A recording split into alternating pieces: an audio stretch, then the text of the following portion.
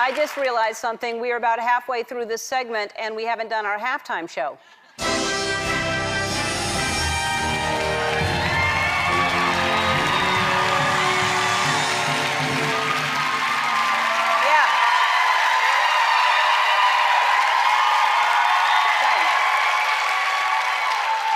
Don't get that excited. It's just lights. If the Super Bowl taught me one thing, it's don't place $4 million on one single team.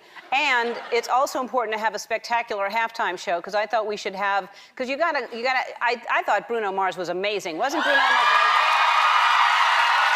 He's so amazing. We should tell him in person. Come on out, Bruno.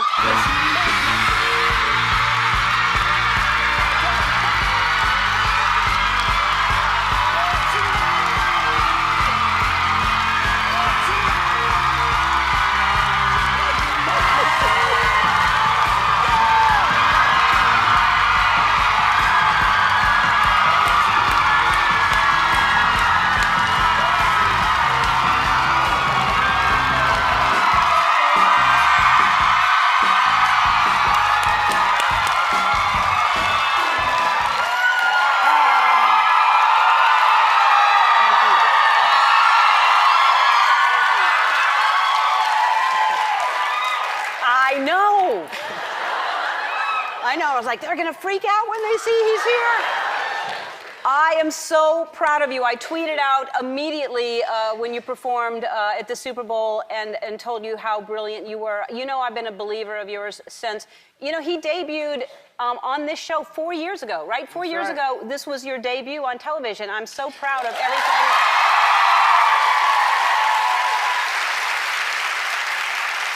So young. Little baby. So fragile. Such a little baby then. No, it's amazing what you've accomplished, and the fact that you performed, that has to be, we talked about this backstage a little bit, to perform at the Super Bowl. It was the largest audience, I think the most watched Super Bowl in history. It was like 115 million people. Yeah. That was,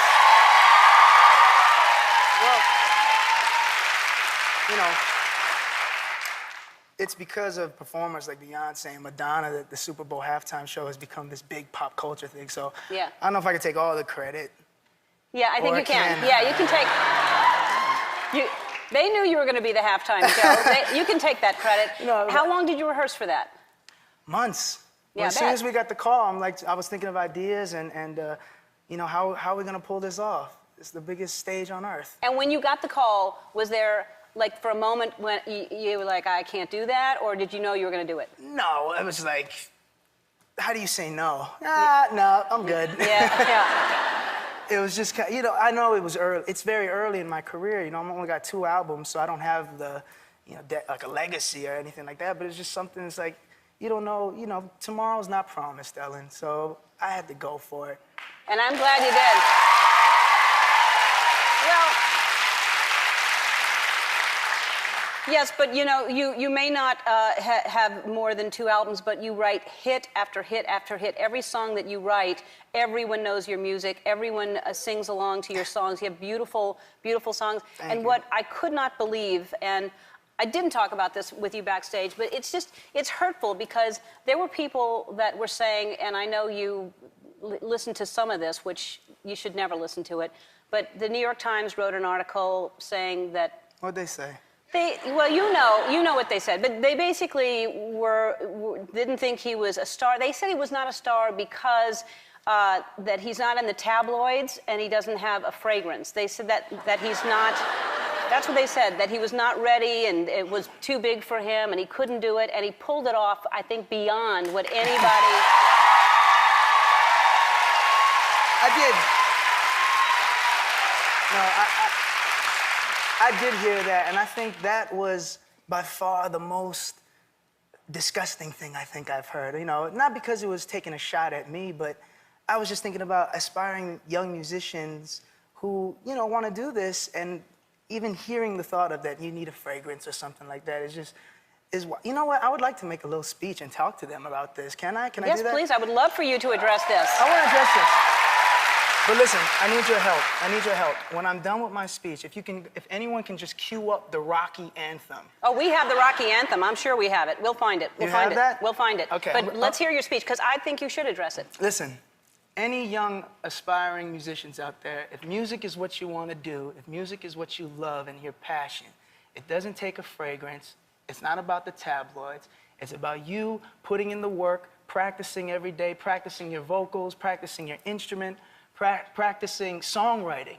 And hopefully one day you write the song, you know, the whole world wants to get down to. And I promise you, one day you're gonna have your moment to shine, and you're gonna have a lot of people saying that you can't do it, and you're not good enough, but I promise you, if you go out there and you sing, and you put your heart and soul into it, and you follow your dream, one day you're gonna be sitting next to Ellen DeGeneres. You're gonna be sitting next to Ellen DeGeneres talking about how you broke records and rocked the Super Bowl! You let's go! Stand up!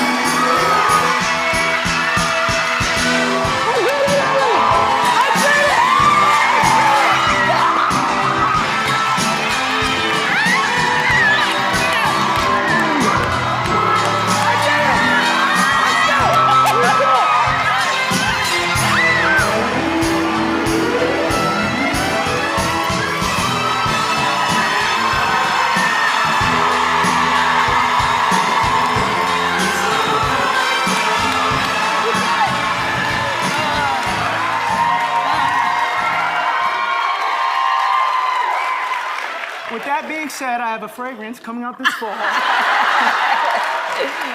And it's okay if you do. First of all, it was brilliant also. He announced the tour the night of the Super Bowl, and his tour is almost completely sold out. There are so few tickets left, and if you've never seen this guy live, he is unbelievable to see live. Come on down to a show. Go to our website to win for your chance to win a pair of tickets to see Bruno on tour. And later in the show, Bruno is going to do one of those IFB things. I'm going to put something in his ear, and he's going to have to say whatever I tell him to say to this poor, unsuspecting nurse that's going to come look at his sore throat. So we're going to do that later in the show. We'll be back with Jessica Alba.